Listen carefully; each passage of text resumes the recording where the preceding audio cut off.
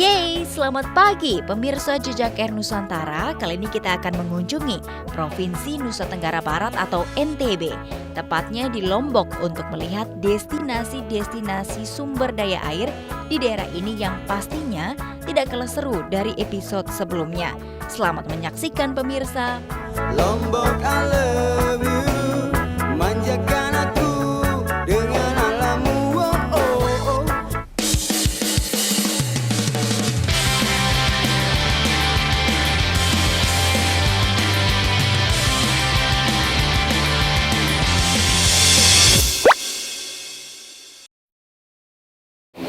Ya pemirsa, sekarang saya dan tim Jejak Air Nusantara sudah sampai di Bandara Internasional Lombok. Nah, kalau berbicara tentang Lombok, pasti tidak lepas dari kata pantai. Nah, ternyata di Lombok ini pastinya pantainya tidak kalah menarik dari Pulau Bali.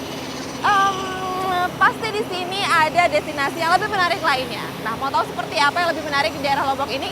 Saya Permatasari harap inilah Jejak Air Nusantara.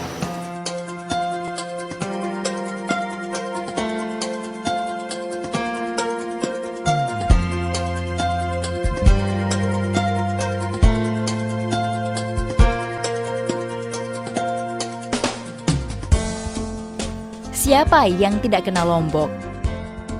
Keindahan alamnya salah satu yang terbaik di Indonesia, bahkan dunia. Lombok menyimpan potensi wisata yang begitu eksotis. Saat ini Lombok menjadi tujuan wisata terbesar kedua para turis asing setelah Bali.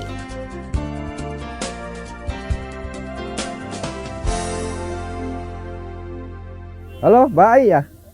Iya. Iya, saya Ayu, Pak Marsono ya? Iya. Apa kabar, Pak? Baik.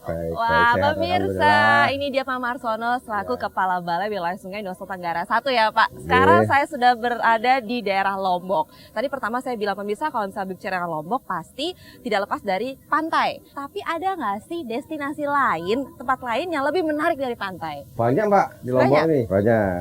Mari kita ajak biar enggak penasaran kan? Iya, Ya, gitu. boleh? Iya, Ayo. boleh.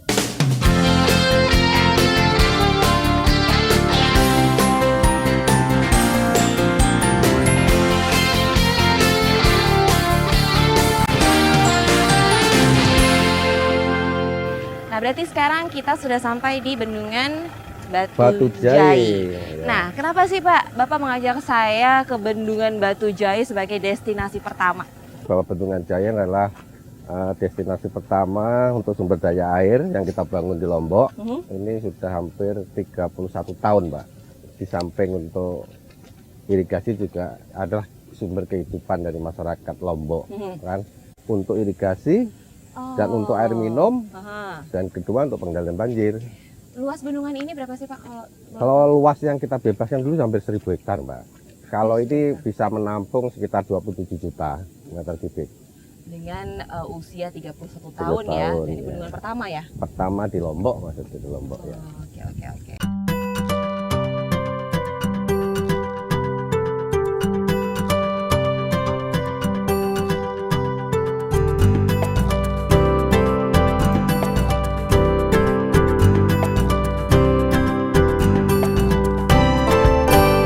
Nah, Pak, ini kenapa nih? Ini berarti dibuka kan pintunya? Betul, Nah, kenapa Mbak. dibuka ini? Nah, jadi gini, Mbak, kebetulan ini lagi sudah habis MT2, sehingga masyarakat ini mau menyiapkan tanam nanti, tanam musim hujan.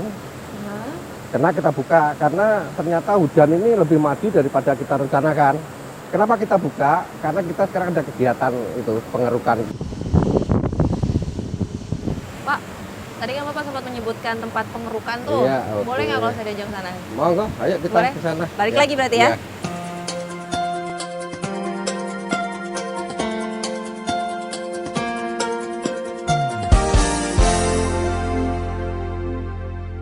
Ya, dan sekarang kita udah di ujung tangga lagi nih ya Pak ya, Ya, menghadap dengan ke baik.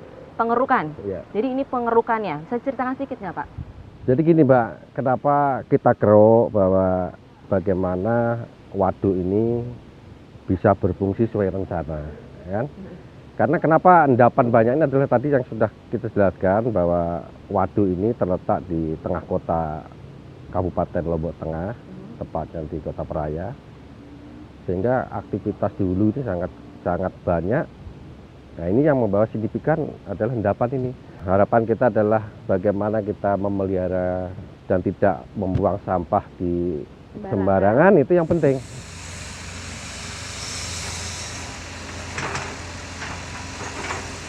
Nah, abis itu kita mau diajak kemana lagi nih Pak? Nah, sekarang mari baik sama pemirsa biar melihat destinasi jejak air berikutnya kan. Baiklah, daripada penasaran mendingan langsung aja ya. Memang tidak dapat disangka lagi, air adalah kebutuhan dasar manusia, sama seperti udara yang kita hirup setiap detik. Tanpa air, kita tidak akan dapat melanjutkan kehidupan.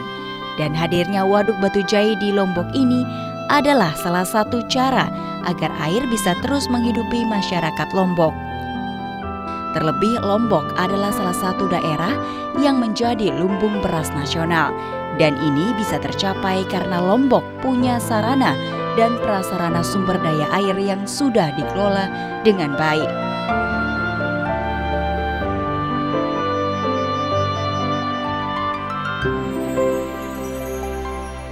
Dan pemirsa, sekarang kita sudah berada di destinasi kedua. Tadi yang pertama kita sudah ke Bendungan Batu Jai. Nah, sekarang ini kita ada di mana?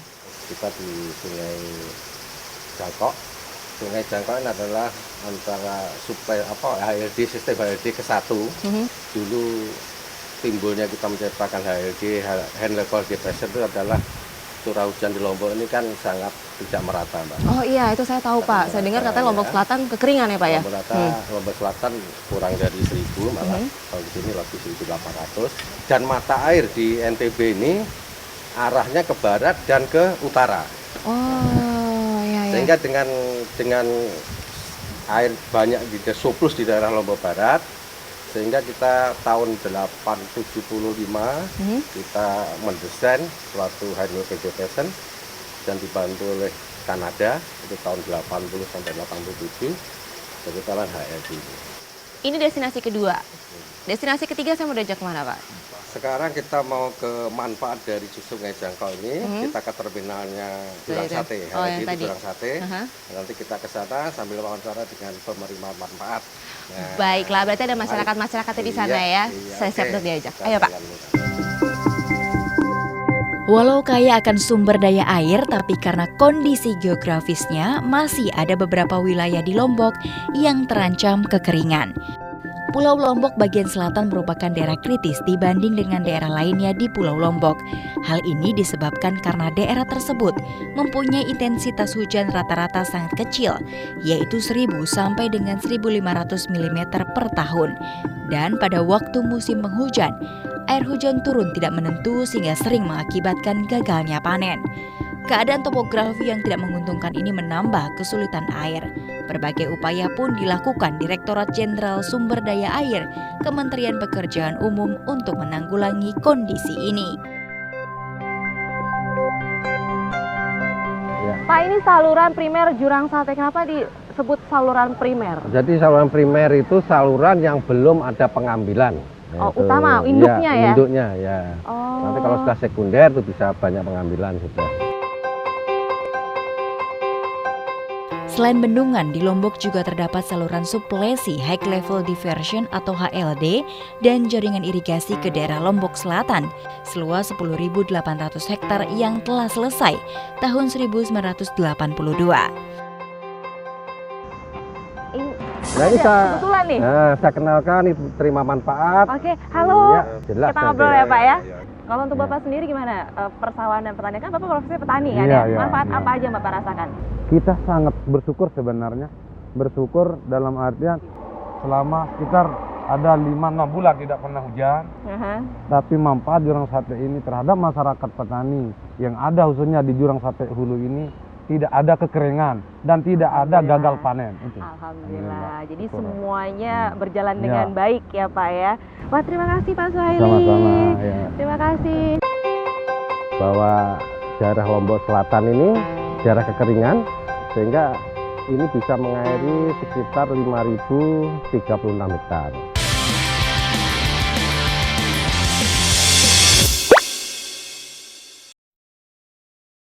Bendungan merupakan prasarana vital dalam mendukung kecukupan pangan, energi, dan air. Indonesia memiliki 284 bendungan yang tersebar di berbagai wilayah. Bendungan dengan manfaat tunggal dibuat untuk satu tujuan khusus, seperti penyediaan air untuk irigasi atau pengendali banjir.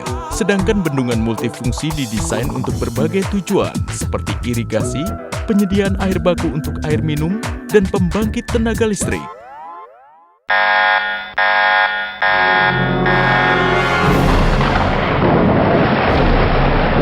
Stop pembangunan rumah di bantaran sungai. Stop penebangan pohon. Stop membuang sampah di sungai. Sungai yang terjaga, tertata asri, tidak memberi bencana, tapi memberi rezeki. Peran dan kepedulian Anda kunci kelestarian sungai. Mari bersama menjaga sungai. Irigasi berfungsi untuk mendukung produktivitas pertanian dalam rangka ketahanan pangan nasional dan kesejahteraan masyarakat. Metode pemberian air irigasi yang biasa diterapkan di Indonesia diantaranya sistem genangan, alur, curah, dan tetesan air. Sampai saat ini, luas cakupan layanan irigasi yang dioperasikan dan dipelihara di berbagai wilayah Indonesia mencapai 2.315.000 hektar.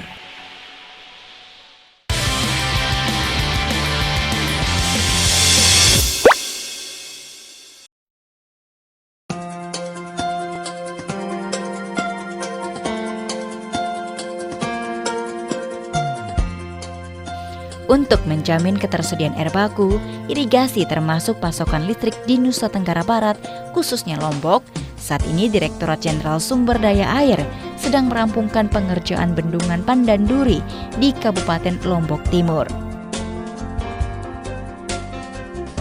Nah, pemirsa, sekarang kita sedang berada di satu proyek pembangunan bendungan ya Pak ya? Bendungan, Dan ini berada di daerah Pandanduri.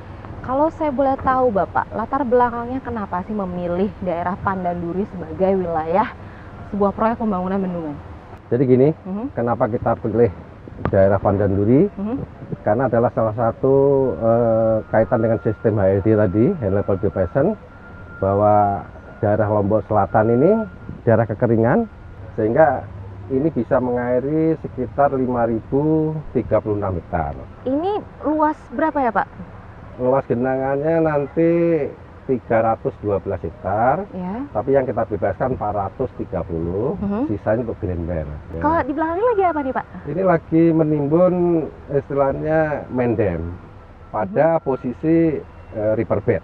Riverbed itu pada palung sungai, Pak. Nanti ini alirannya akan dari mana ke mana nih Pak? Nanti alirannya kan ada terowongan di depan ini, jadi nanti ini kita tutup, ada terowongan ke sini, lari ke sini. Ini bawah ini terowongan, Pak, yang kita ini terowongan. Oh, ini bawah terowongan? Iya. Kalau saya boleh tahu lagi nih Pak, ada titik-titik penting nggak di sini? Tadi Pak sempat juga ada terowongan, ada lainnya Bisa, nggak? karena fungsinya bendungan ini kan ada spillway, nanti untuk mengalirkan kelebihan air waktu banjir. Nanti kita lihat ke sana, Terus ada dan apa nanti lagi? kita lihat di terowongan ini, fungsinya nanti terowongan itu bisa untuk intake, untuk irigasi juga. Gitu. Oh, kita boleh ke sana ya Boleh, Pak, lihat boleh, ya. ya.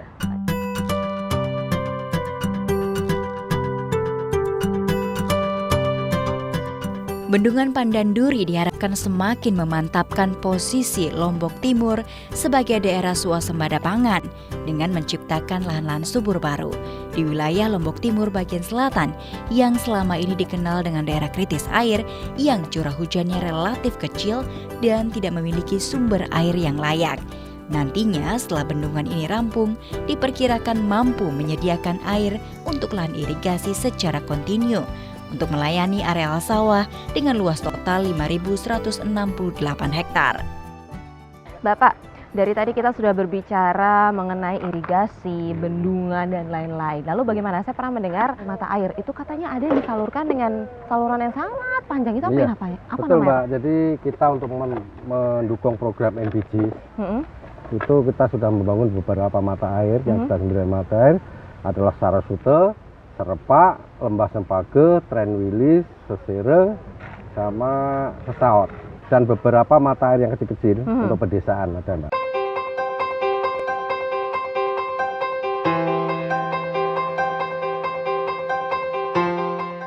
Wah, ini lagi apa ini? Nah, ini baik, sekarang kita kenalkan ini tim-tim yang menangani bendungan ini.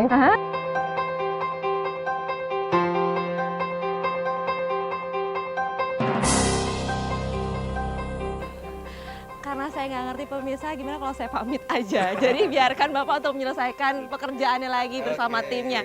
Selamat bekerja lagi. Sukses ya. Terima kasih. Karena penasaran dengan mata air Lembah Sempage, saya pun menjejakkan kaki ke sana. Beruntung saat saya tiba di Lembah Sempage, saya bertemu dengan salah seorang pegawai Balai Wilayah Sungai Nusa Tenggara I yang sedang melakukan pemeliharaan rutin. Misi Bapak. Maaf Iya, ganggu. iya Bu, gimana? Ini dengan Pak siapa? Hanan saya. Pak Hanan. Iya. Wah, Pak Hanan, tadi saya tuh Iya, sebelumnya dari sini, saya Iya. dari proyek pembangunan Pandanduri, bendungan Pandanduri yang di Iya, atas itu. iya. Tapi ada satu yang saya mau cari, yaitu mata air. Oh ya kebetulan ini tempatnya Mbak. Ini namanya Desa Lembah Sempage. Nah kebetulan di sini ada beberapa mata air yang digunakan untuk air baku, untuk air bersih. Oh, Gitu. jadi di sini bener ya? Ini bener nih. Pembangunan sistem jaringan irigasi air baku Lembah Sempage ini memanfaatkan sumber mata air di Desa Lembah Sempage, Kecamatan Lingsar, Kabupaten Lombok Barat, yang diarahkan untuk mengatasi krisis air bersih di wilayah Lombok Barat bagian selatan yang jaraknya sekitar 75 km. Selain untuk memenuhi kebutuhan air bersih, sistem jaringan irigasi air baku Lembah Sempage ini untuk menunjang pariwisata di daerah Sekotong yang sudah mulai menggeliat.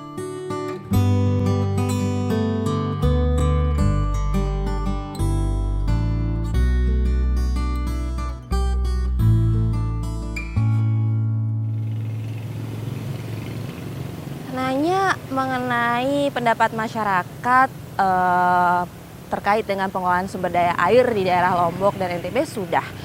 Pendapat masyarakat dari Lombok Tengah sudah, Lombok Barat sudah, Lombok Timur sudah. Tapi ada yang kurang nih. Mungkin kita juga perlu tanya pendapat dari seorang akademis gitu ya. Apalagi di sini daerah Lombok ada universitas negeri terkenal yaitu Universitas Mataram.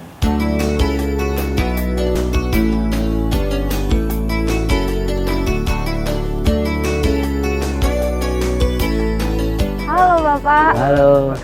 Oh, Pak Yusran selaku dekan di sini ya Pak. Apa saja yang sudah dilakukan oleh Universitas Mataram dalam mempersiapkan sumber daya manusianya terkait dengan pengelolaan air di daerah Lombok dan juga NTB?